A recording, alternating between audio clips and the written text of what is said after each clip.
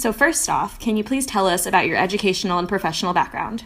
Sure. I graduated from Tulane University with a degree in chemical and biomolecular engineering and now work in the field of healthcare IT. Awesome.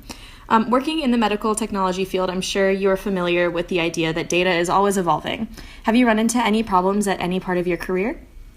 We're consistently running into issues of how to best store data, whether or not it's going to be on a server or in any sort of new development. Within the hospital industry, it's often important to be able to store secure data efficiently to ensure that medical files can be transported. And so, I'd say it happens pretty frequently. Cool. Do you feel that it is possible for hospitals, businesses, and other big data collectors to switch to DNA digital data storage in the near future? I think it's a little bit early just due to its economic feasibility, but in the further future, I think it would definitely be an option. In the initial testing phases, the firms that have started to implement this technology have found it to be extremely costly, but also effective at conserving space. It is estimated that if all of the world's data is stored in DNA instead of computing technology, it could be stored in a physical space the size of a shoebox. Do you think the benefit of space conservation outweighs these costs? Personally, I definitely do. I think it would just take time to the point to make sure that other organizations really across the world are on board.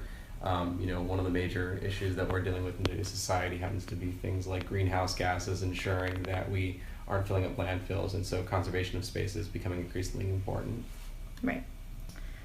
So upon the first impression of this idea, people may have ethical concerns due to the biological nature of this technology. However, not a lot of people know that the DNA used is synthetic rather than being taken from living beings. Do you think that the firms creating this technology need to better inform the public about the source of the DNA before this technology becomes readily available to consumers? Absolutely. Anything that seems to have a potentially, controversial topic surrounding it, especially when it comes to the effect of, creatures, whether or not it's, animal cruelty or anything, needs to make sure that it's appropriately vetted. Do you see any other possible concerns about this technology becoming readily available to consumers?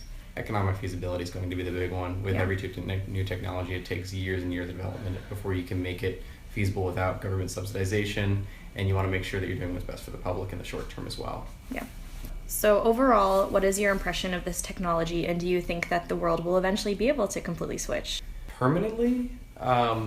That's going to be very difficult because I feel like for the larger organizations, they'll be able to invest the money to be able to store it more efficiently. But for, just day-to-day storage is not the kind of thing that a general, individual person would need. So I can see it being used for larger firms, but as far as completely switching over, I don't think so.